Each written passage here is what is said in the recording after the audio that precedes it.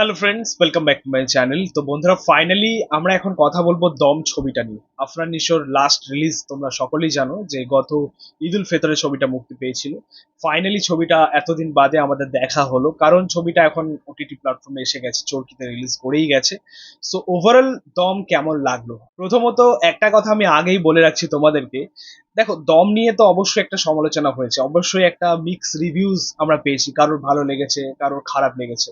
But ultimately দম দেখার পরে আমার যেটা মনে হয় যে দম এমন একটা ছবি, সেখান থেকে আমি মনে করি যে বাংলাদেশ সিনেমা ইন্ডাস্ট্রি একটা নতুন পরিচিতি পেতে পারে। বাংলাদেশ সিনেমা ইন্ডাস্ট্রি বিশ্বজুড়ে এটা বলতে পারে যে আমাদের কাছে দমের মতো একটা সিনেমা আছে, আমাদের কাছে দম আছে। ভাই, এই দিকে আমি বলবো দম কিন্তু এগিয়ে রয়েছে। আমি দমের মতো ছবি বা দমের মতো মেকিং এর আগে বাংলাদেশ সিনেমা ইন্ডাস্ট্রিতে দেখিনি। এত সুন্দর একটা প্রেজেন্টেশন, সিনেমাটোগ্রাফির কাজ, এত সুন্দর টেকনিক্যাল ডিপার্টমেন্টের কাজ, কালার গ্রেডিং, ক্যামেরার কাজ দুর্ধর্ষ লেভেলের ছিল ভাই। এগুলো নিয়ে কিন্তু কোনো কথা হবে না। মানে এত সুন্দর সুন্দর কিছু শট আমরা পেয়েছি, এত সুন্দর সুন্দর কিছু ফ্রেম আমরা পেয়েছি এই ছবিটায়।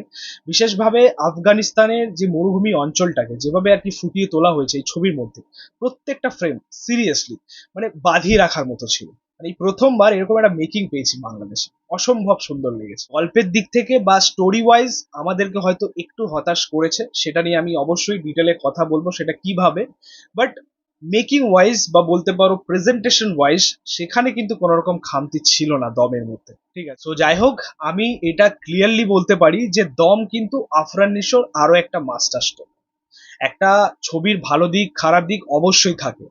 তোমরা দেখবে যে একটা ভালো ছবি, একটা টপ নচ ছবি, সেই ছবিরও কিন্তু একটা খারাপ দিক থাকে।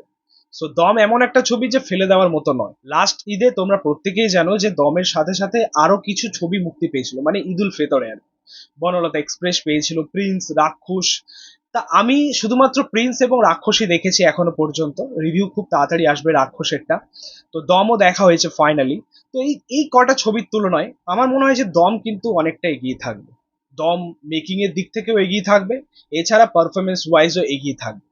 দমে সত্যি বলতে আফরান নিশো, চঞ্চল চৌধুরী, পূজা চেরির একটা সেরা কাজ পেয়েছি ভাই, সিরিয়াসলি। মানে তোমরা যদি স্টোরিটাকে ফলো করো এই ছবির, সেটাকে তোমরা ফলো করবে শুধুমাত্র তাদের পারফরমেন্সের জন্য। প্রত্যেকটা সিনে, প্রত্যেকটা ফ্রেমে আফরান নিশো, পূজা চেরি, চঞ্চল চৌধুরী যেভাবে এসেছেন, যেভাবে পারফরমেন্সটা দেখিয়েছেন, সেটা সত্যি মানে অন্য লেভেলের ছিল ভাই, সিরিয়াসলি।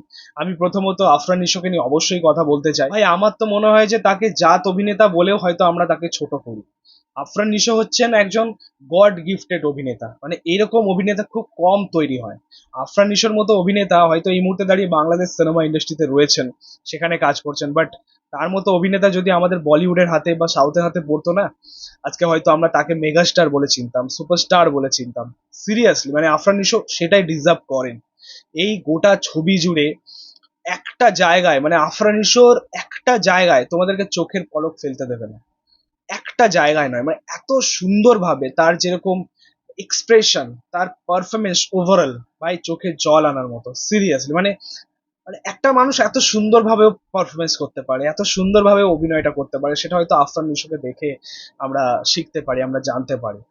অনবদ্য কাজ পেয়েছি ভাই। একটা সিন ছিল ছবির মধ্যে, তোমাদেরকে বলি, একদম শেষের দিকেই আর কি আফরান নিশো বা আফরান নিশোর চরিত্রটা শাহজাহান ইসলাম নূর একটা সুযোগ পায় সেখান থেকে বেরিয়ে যাওয়ার, মানে সে তো একটা জায়গায় আটকা পড়ে থাকে আর কি। তো সেখান থেকে বেরিয়ে যাওয়ার একটা সুযোগ পায়, সে গাড়িতে উঠে পড়ে।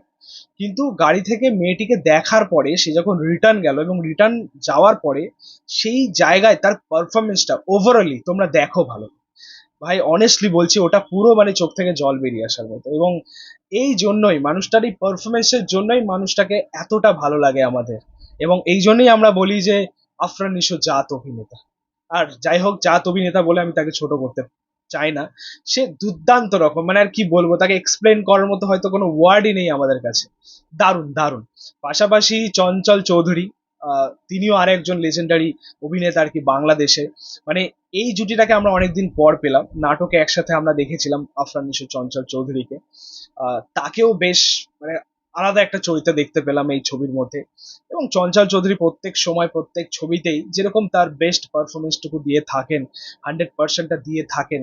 ওই রকমই একটা কাজ পেলাম তার কাছ থেকে। পাশাপাশি পূজা চেরিকে দেখে বা পূজা চেরির কাজ দেখে আমি সত্যি অবাক হয়েছি। আমি হয়তো এরকম কিছু প্রত্যাশাটা রেখেছিলাম, বাট সেটা বিয়ন্ড গেছে ভাই, সিরিয়াসলি। তার পারফরমেন্স অনবদ্য ছিল, খুবই রিয়েলিস্টিক, খুবই সুন্দরভাবে তিনি নিভিয়েছেন এই চরিত্রটাকে। এবং আরো একজনকে নিয়ে আমি অবশ্যই কথা বলবো। এই ছবির মধ্যে তাকে আমরা অল্প সময় পেয়েছি, স্ক্রিন টাইম তার খুবই কম ছিল, বাট সে যে অভিনেতা বা যে মানের অভিনেতা অনিশুল হক বরুণ, তাকে হয়তো তোমরা প্রত্যেকেই চেনো শাকিন শাড়িশুড়ির জন্য। তিনি মান্নান ভাইয়ের চরিত্রের জন্য বেশি ফেমাস আর কি।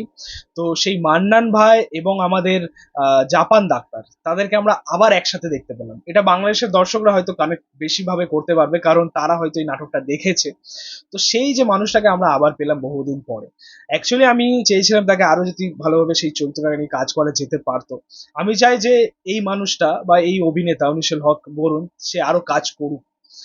খুব ভালো লাগলো তাকে দেখে এই ছবির মধ্যে। ওভারঅল পারফরমেন্স ওয়াইজ কিন্তু কোনো খামতি কারোর মধ্যেই ছিল না, সকলেই ভালো পারফরমেন্সটাই দিয়েছে এই ছবির মধ্যে, ঠিক আছে।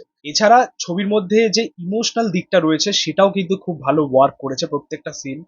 যেরকম আফরান নিশো এবং পায়রার মধ্যে একটা কথোপকথন যেটা হচ্ছে, ওটা খুব ভালো ওয়ার্ক করেছে। এবং পূজা চেরি নিজের হাজবেন্ডকে খোঁজার জন্য যে মরিয়া হয়ে পড়ছেন, যে ট্রাই করছেন, ওই যে পোর্শনটা সেটা খুব ভালো ওয়ার্ক করছে। তো প্রত্যেকটা ইমোশনাল সিন কিন্তু ছবির মধ্যে ভালো গেছে। এবং গানগুলোর ইউজও খুব ভালো হয়েছে আমি বলবো।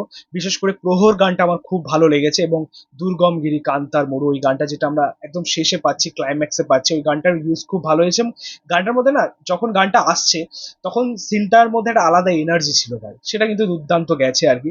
সো গানের ব্যবহারগুলো, তার প্লেসমেন্ট গুলো কিন্তু খুব ভালো গেছে। এছাড়া ব্যাকগ্রাউন্ড স্কোরের কাজ প্রত্যেকটা সিনে খুবই এঙ্গেজিং ছিল, ব্যাকগ্রাউন্ড স্কোরের কাজটা বেশ পাওয়ারফুল গেছে, ঠিক আছে। সো ওভারঅলি মিউজিক ডিপার্টমেন্টের কাজ খুব ভালো হয়েছে। এগুলো ছিল এই ছবির গুরুত্বপূর্ণ কিছু পজিটিভ দিক। এবার আমরা যে দিকটা নিয়ে কথা বলবো, প্রথমত আমরা গল্পটা দিয়ে শুরু করি। এই ছবির গল্প তোমরা অনেকেই জানো, তাও বলি তোমাদেরকে। আফরান নিশো শাহজাহান ইসলাম নূর যে চরিত্রটা প্লে করছেন, তিনি বাংলাদেশের একজন এনজিওর কর্মী আর কি। তো কাজের সূত্রে কর্মসূত্রে তাকে আফগানিস্তান যেতে হয়, এবং সেখানে গিয়ে তাকে একটা সমস্যার মধ্যে পড়তে হয়। সেখানকার কিছু দুষ্কৃতী দল তাকে কিডন্যাপ করে, এবং তার ফ্যামিলির কাছে, সে যেখানে কাজ করে তাদের কাছে মুক্তিপণ চান তারা 1 কোটি টাকা। সো এই টাকাটা জোগাড় হয় কিনা, এবং আফরান নিশোর যে চরিত্রটা শাহজাহান ইসলাম নূর, সে আলটিমেটলি ছাড়া পায় কিনা বা কিভাবে তাকে ছাড়িয়ে নিয়ে আসা হচ্ছে, এই নিয়েই ছবির গল্প। এর থেকে বেশি জানতে হলে ছবিটা তোমরা দেখো, ঠিক আছে। তবে আমি গল্পটা দিয়ে কেন শুরু করলাম, আমার অ্যাকচুয়ালি গল্পটা নিয়ে একটু প্রবলেম ছিল, স্টোরিটা নিয়ে একটু প্রবলেম ছিল। এই ছবি যে গল্পটা তোমরা জানো, এটা অরিজিনাল স্টোরি, রিয়েল ইভেন্টের উপর তৈরি তৈরি আর কি এই ছবির গল্পটা। বাংলাদেশেরই একজন মানে বাসিন্দা, তার সাথে এরকম একটা ঘটনা ঘটেছিল, এবং সেই গল্পটাকে তুলে ধরা হয়েছে ছবিটার মধ্যে, ঠিক আছে। তো এটা রিয়েল স্টোরি, বাট আমি চাইছিলাম যে আরেকটু এক্সপেরিমেন্ট করা যেতে পারত। মানে ফার্স্ট হাফটার যে এনহ্যান্সমেন্ট বা স্ট্যাবলিশমেন্ট সেটা খুব ভালো গেছে, বাট সেকেন্ড হাফে না গল্পটাকে পুরো ঝুলিয়ে দেওয়া হয়েছে। ফার্স্ট হাফের এঙ্গেজমেন্টটা খুব ভালো ছিল, সেকেন্ড হাফে সেটা আর আসছে না, সেই কানেকশনটা তৈরি হচ্ছে না। তার কারণ গল্পের মধ্যে বেশি ঢোকাই হয়নি। এখানে আমার যেটা মনে হয় যে গল্পে আরো একটু অ্যাডভেঞ্চার কিছু দরকার ছিল। টিকে থাকার যে লড়াইটা সেটা আরেকটু বেশি ভাবে দেখানো উচিত ছিল। মানে এক্স্যাক্টলি যেটা সেম ঘটেছে সেটাকেই সিনেমায় তুলে দিলাম, কিছু এক্সপেরিমেন্ট করলাম না। এটাই মেন, মানে কি বলবো, খামতি ছিল ছবির মধ্যে। মেকারদের একটু এক্সপেরিমেন্ট করা উচিত ছিল। গোট লাইফ যে ছবিটা তোমরা দেখেছিলে মালায়ালাম ইন্ডাস্ট্রি, আলটিমেটলি গল্পটাকে কিন্তু সুন্দরভাবে তারা প্রেজেন্ট করেছিল, মানে খুবই এক্সপেরিমেন্ট করে আর। এবং আমার মনে হয় যে এই টাইপের ঘটনা বা এই টাইপের যে রিয়েল স্টোরিগুলো হয় সেগুলো হিরে হয়, স্বচ্ছ হিরে, যত ঘষবে তত উজ্জ্বল হবে।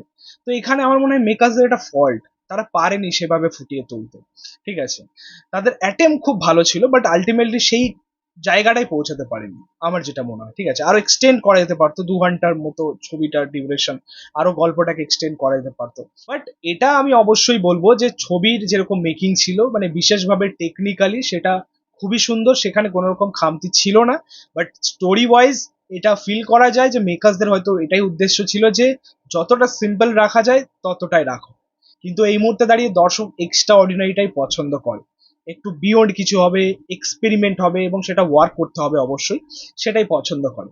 তা যাই হোক, এটাই মেন বিষয়। শেষটা আরো ভালো দরকার ছিল, মানে ক্লাইম্যাক্সটা আরো ভালো দরকার ছিল।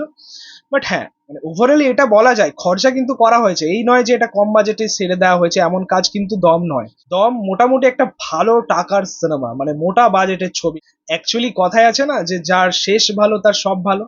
দমের যেহেতু শেষটা ভালো হয়নি, তাই দর্শকের এই ছবির কিছুই ভালো লাগেনি, দমের কিছুই ভালো লাগেনি। কিন্তু দম দেখার পরে আমার মনে হয় যে এই ছবিটা যথেষ্ট ভালো ছবি, যথেষ্ট একটা ভালো কাজ। ঠিক আছে, সো দম নিয়ে যেরকম সমালোচনাটা হয়েছে বা যেরকম নেগেটিভ রিভিউজ এই ছবিটা পেয়েছে বা কুড়িয়েছে, সেটা আমার মনে হয় অত্যাধিক। ভাই, এই ছবিটা যদি দর্শকের ভালো না লাগে তাহলে কোন ছবিটা দেখবে দর্শক? যাই হোক, এই ছিল বলার। তোমরা এখনো পর্যন্ত তোমরা যারা ছবিটা দেখোনি অবশ্যই দেখো, দেখে জানাও তোমাদের কেমন লেগেছে। ভিডিওটা ভালো লাগলে অবশ্যই লাইক করো, শেয়ার করে দিন, পাশে থেকে সাপোর্ট করো, চ্যানেলটাকে অবশ্যই সাবস্ক্রাইব করে পাশে থাকা বেল আইকন প্রেস করে দিন পরবর্তী ভিডিও। Thank you.